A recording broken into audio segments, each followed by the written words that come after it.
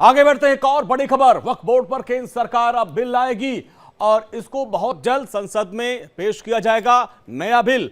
और इसको लेकर अब अलग अलग प्रतिक्रिया आ रही। मौलाना मुफ्ती शहाबुद्दीन ने इस फैसले का स्वागत किया, जबकि जो सियासतदान है वो इसका अपने तरीके से विरोध कर रहे हैं। और अब जिस तरीके से एक कानून बना था और वक्फ बोर्ड की सख्तियां बढ़ा दी गई थी, अब केंद्र सरकार एक नया बिल लाएगी जिसमें मनमाने तरीके से जो जमीनों पर वक्फ बोर्ड अपना नाम कर लेता था उसको लेकर संशोधन किया जाएगा।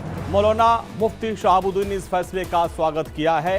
ये इस वक्त की बड़ी खबर आ रही है। संसद में बहुत जल्द इस बिल को पेश किया जाएगा और जिसमें सरकार वक्फ बोर्ड पर एक बिल लाएगी और उसको कोर्ट में संसद में पेश करेगी।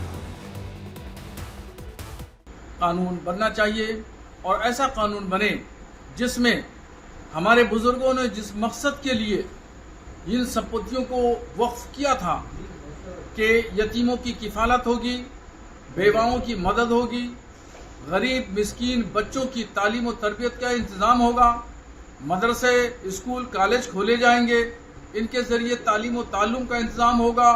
इस मकसद को पेश नज़र रख करके नया कानून बनना चाहिए और उसमें इतनी सख्त शिकें हों जिसकी वजह से वक्फ बोर्ड के अधिकारी, चेयरमैन, मेंबरान भू माफियाओं से सीटिंग करके उस जमीन पर कब्जा न कर सकें। तो मौलाना मुफ्ती शहाबुद्दीन को आपने सुना कि ऐसा बिल होना चाहिए जिससे भू माफिया वक्फ बोर्ड के साथ मिलकर इस पर कब्जा ना करे। अब इस पर सियासत हो रही है। वक्फ बोर्ड बिल पर ओवैसी ने बयान दिया और उन्होंने कहा कि ये तो अधिकार छीनने की कोशिश है, वक्फ बोर्ड को खत्म करना चाहती है बीजेपी और ये जानकारी मीडिया से पहले संसद में सरकार देती, वक्फ बोर्ड की संपत्ति अब छीनना चाहती है। बड़ा हमला किया है, सुनते हैं।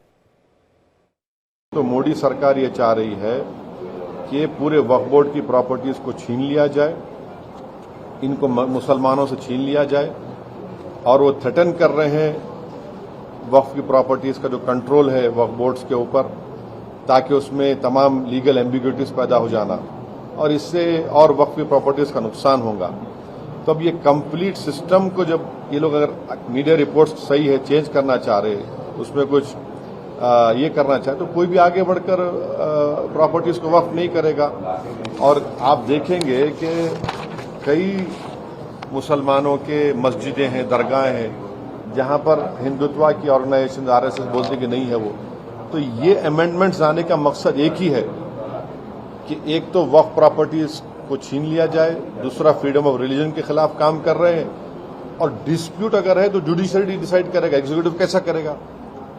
तो ये चीजें हैं जिसका हम अपोज करते हैं। इसमें लिखा गया कि अगर कोई डिस्प्यूटेड प्रॉपर्टी है तो डिस्प्यूटेड प्रॉपर्टी का ये लोग बोलेंगे नहीं प्रॉपर्टी डिस्प्यूटेड है, इसका सर्वे हम कराएंगे। अगर कोई प्रॉपर्टी डिस्प्यूट है तो उसका फैसला जुडिशरी करती।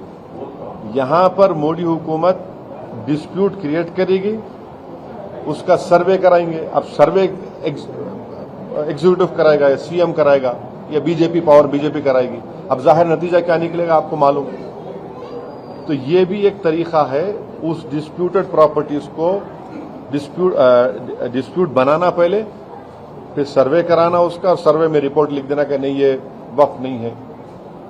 ऐसे कई मस्जिद दरगाहें हैं हमारे भारत में जहां पर बीजेपी आरएसएस ये क्लेम करती है कि वो दरगाह और मस्जिद नहीं है। तो जो पावर जुडिशरी का है वो एग्जीक्यूटिव छीनना चाह रहा है उसको। और एक बात जो मीडिया रिपोर्ट्स के मालूम ये हो रही है कि अब कोई कब्जा करके इंक्रोचर है तो वक्फ बोर्ड को पावर है, उसके पावर्स को अगर आप छीन लेंगे तो फिर पूरा ये तो लॉस होगा वक्फ प्रॉपर्टीज का। वहीं इस पूरे मामले पर मोहसिन रजा ने क्या कुछ कहा, आइए आपको सुनाते हैं। आदरणीय मोदी जी का और एनडीए सरकार का धन्यवाद करेंगे और इसका बिल का स्वागत करेंगे अगर ये बिल आ जाता है, क्योंकि उत्तर प्रदेश से मिलाकर पूरे देश में लाखों संपत्तियां वक्फ की हैं और उसमें लोगों को न्याय नहीं मिल पा रहा है। निरंकुश वक्फ बोर्ड हैं, वो अपनी शक्तियों से ऊपर उठकर लोगों को परेशान करते हैं। तमाम ऐसी प्रॉपर्टीज हैं, तमाम ऐसे मसले हैं जो सीधे शासन के पास आना चाहिए। अब जो अध्यादेश आएगा, जिस पर चर्चा कराई जा रही सदन में, भारतीय जनता पार्टी की सरकार ला रही है, वो इसलिए ला रही है क्योंकि अब कोई भी मसला आप वक्फ बोर्ड लेकर नहीं जाएंगे। आप पहले शासन के, हमारे जो प्रशासन के अधिकारी हैं उनके पास लाएंगे, आप वो बताएंगे, अवगत कराएंगे, शासन को अवगत कराएंगे कि ये, क्योंकि बड़ी बड़ी संपत्तियां हैं और वो चैरिटी के लिए हैं।